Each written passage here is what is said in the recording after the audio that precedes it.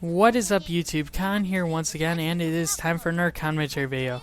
Now, before we jump into things, I just want to make a couple notes. The first one being, I do not like making commentary videos over and over again during a week. I feel like a lot of people come here for gameplays and stuff like that, especially for music games like Dance Dance Revolution. But unfortunately, I've been kind of stuck playing once a week because I've had an extremely busy schedule, so just pardon me not being able to upload gameplays constantly of the game. I am playing tomorrow, so there will be DDR videos to look forward to very, very soon. But until then, just kind of make do with this. But something that's pretty cool, because right now there's a convention going on in Japan about Japanese arcade games. It's called JAPO, which stands for Japanese Japan Amusement Expo. There it is. Sorry about that. It stands for Japan Amusement Expo. And at this event, Konami brings some of their newest games over and showcases them and announces new games. Like, I know they announced a new pop and music game, so after Tune Street, it's, I can't remember the name. It has a really dumb name. But there's that. They announced a new U-Beat, which is kind of an append version, so there's a new U-Beat coming out. They showed off the new interface for DDR 2013, so it's going to be in its 2014 phase now. And they showed off their new game, which is BeatStream. Now, BeatStream was on a location test not too long ago. It had to have been like a week or two ago, right before JAPO. And to be honest, I wasn't sure what to think about it until I actually saw gameplay of it today. And the reason why is it's an art touchscreen game, which, I mean, we're kind of in the point now where people are always on their touch devices, so I guess it shouldn't be too much of a surprise that they'd go for an art touchscreen game.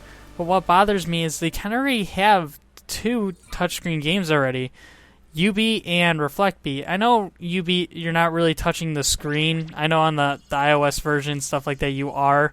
But technically, you're hitting micro switches that are overlaid over the screen. So I guess that sort of counts and doesn't count at the same time. But Reflect-Beat, definitely you are touching the screen, and this is almost exactly like Reflect-Beat, which is kind of bothersome. Actually, it's a combination of many games. I feel like it's a combination between Reflect-Beat, My, and DJ Max Technica. Which, it doesn't make much sense, but as you can see in the background video here, you will see that it has all these different types of notes. It has gameplay similar to My, where you have to tap notes when they reach the center coming off from the side. It has 6 notes around the outer edge of the screen that you need to hit. That's similar to Reflect-Beat because there's 3 areas where you had to hit above the main line. And then there's slide notes that go across the entire screen. I feel like they kind of took that from Technica because there's a ton of slide notes in that game.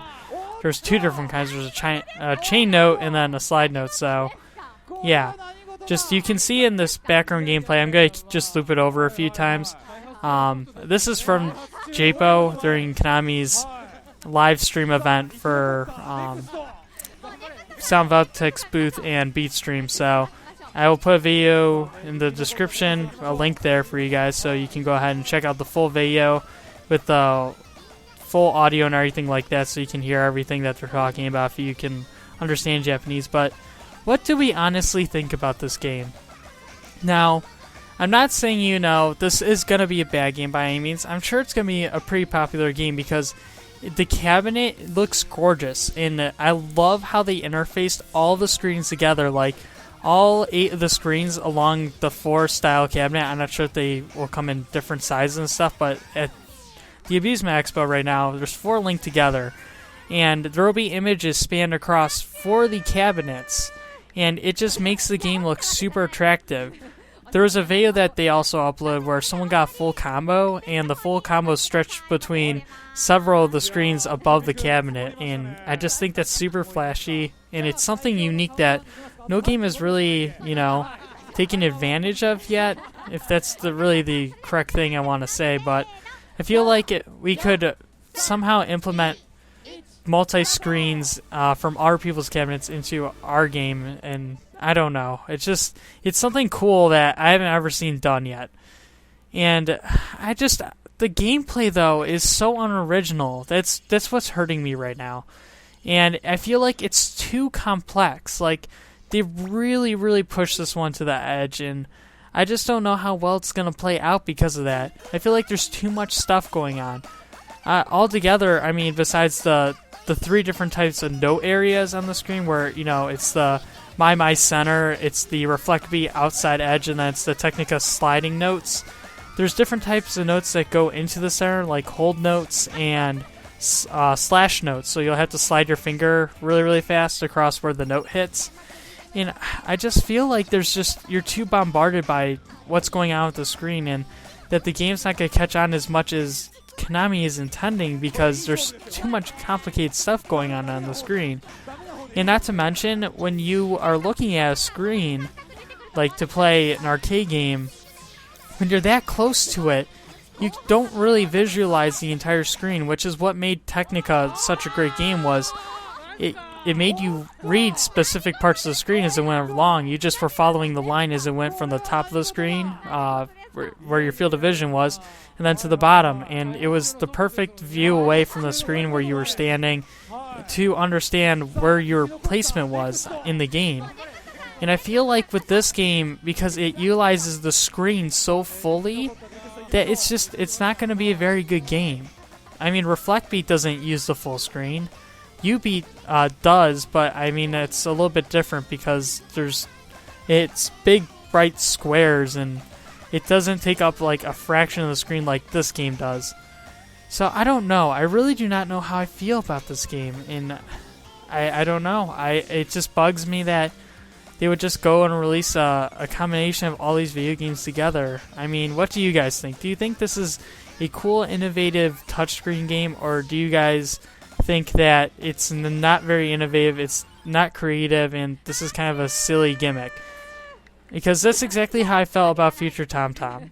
When they released Future Tom Tom, I'm like, this game looks horrible. I can't imagine anyone getting seriously into this game, and I don't think anyone has, to be honest. So I don't know. What do you guys think? Do you think this is cool? I love the cabinet design. I just wish that they would get rid of half the elements in game, and I can already tell you some players are already over bombarded by how silly some of the techniques are and gameplay elements in the game.